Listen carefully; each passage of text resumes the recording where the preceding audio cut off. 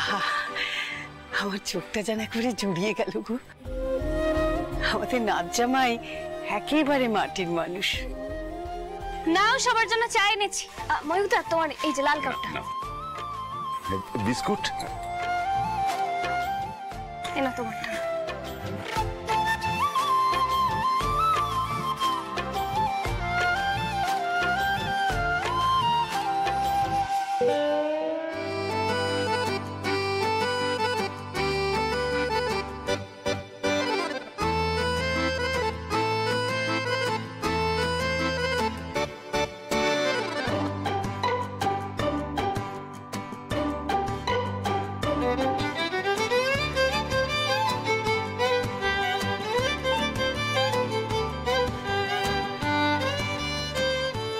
কি হয়েছে বলো তো? কিরে, সকালবেলায় উঠে আয়নায় নিজের মুখটা দেখিসনি? কেন, কি হয়েছে? কপালের সিঁদুরটা তো একেবারে ঘেটে আছে। সিঁদুর? যা, এইভাবে কি বাবা মার সামনে সকালবেলা বেরোতে হচ্ছে ঘর থেকে? হ্যাঁ, যা যা যা, শিগগিরি যা, গিয়ে মুখটা ভালো করে ধুয়ে নে।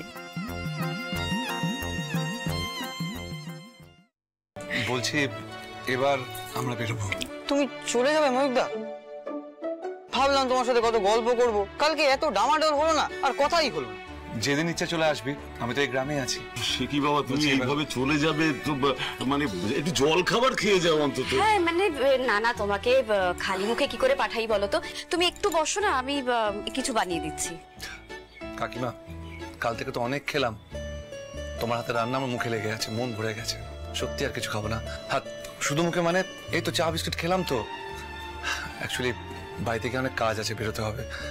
তুমি বরং এক কাজ করো, ময়ূরীকে একবার উঠিয়ে দাও না, তাতে রেডি হতে বলো না।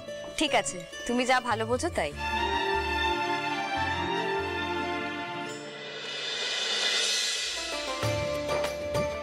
কি বাবা, কপালে তো সত্যি সিঁদুর লেপটে রয়েছে।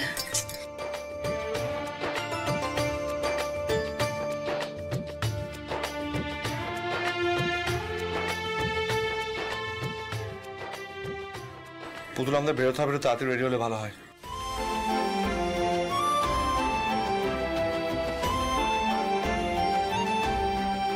ময়ূকদা, একটু মুখটা তোলো। কি হলো, গায়ে হাত দিচ্ছিস কেন?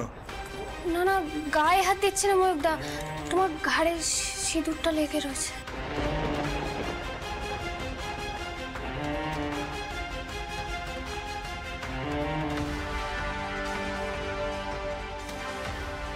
এভাবে গলায় সিঁদুরের দাগ লাগলো কি করে? আমি তো পুতুলকে